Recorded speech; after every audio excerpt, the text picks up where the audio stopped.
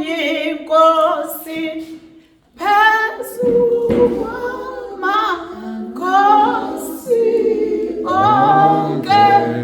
Umhlaba wenziwa nguye, nalulwandle nakho konke. uJesu Kristu inkosi, uJesu Kristu inkosi, uJesu Kristu inkosi, uJesu Kristu inkosi, uJesu Kristu inkosi. uJesu Kristu inkosi. Ngibingelela uMamSibande, uMamSibande, Mfundisi uKhoza, bonke abakhona, omama abasha nabantwana bakaSonto Sikole, ngelihle igama likaJesu Kristu waseNazaretha ophilayo, amen. Ngizobonga uNkulunkulu nokuphakamisa amandla akhe. Uma njengamanje ngibonga uNkulunkulu ngegama, ngesivumo uNkulunkulu asinike sona sokuthi uJesu Kristu inkosi. Uma sibambe umkhosi ka-14 days sizoya enkonzweni eyayikhona eRichards Bay, ngagulelwa ngumntwana kakhulu u2 years. Kade ngithena ngithi ngiyaphuma emkhosini, kwakhona okhulumayo wathi yimina engimisile ngenhloso yokufa. Umntwana ke naye usegula khona lapho, sengethukile. Bese ke lo mntwana siyaye sikhuleke uRoma 10 uverse 9 njalo uma silala amusho lo mntwana. Ma esegula sesithi akasho, akasafuni manje umntwana ukusho. Uyamthanda uJesu na umntwana phenduke athi cha.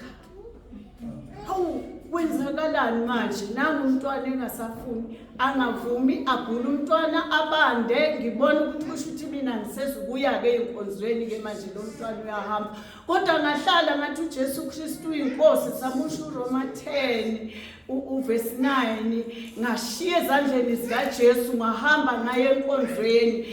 Uthe bengingakahambi buye enkonzweni kwavele kwathiwa nangu umfana kadadewenu usedutshuliwe.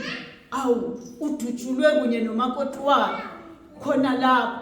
Awu, nasendaweni ngiyethemba lo mgqibelo wodwa esingathunanga ngawo kade kufike ngezwa lelo zwi elithe yimina engimisile. Ngamuka kuNkulunkulu ukuthi uNkulunkulu unendlela zakhe, akafani nathi. Angazi nase ngibuyele emuva umntwana ngiyafika ngithi useyavuma yini manje ukuthi uJesu Kristu inkosi? Bathi uyavuma. Kodwa nangithi ngiyasho hayi kungashokeki. Egcineni samkhuleka uRoma 10, wamkhuleka njengamanje konke nokwagijima ngaphakathi engazi ukuthi kumntwana kwakwenze njani. Kwadlula konke, wadla wayikho konke, uyaphila njengamanje, uyasho ukuthi uJesu Kristu inkosi. Ubufakazi bami buningi kakhulu, ngisabi ukuthi mhlawumbe usephelile 5 minutes wami. Kusele minute elilodwa. Yebo, kwasekufika nalo mkhuleko ke lo esiuthole manje wokunqoba ke.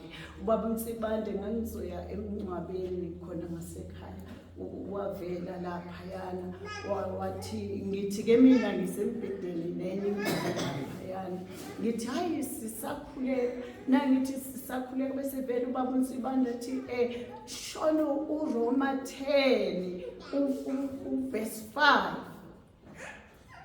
Ngivele ngazi ukuthi kusho ukuthi nangehla lapho uqala la olithi khona izwi lenkosi asibuya ezulwini.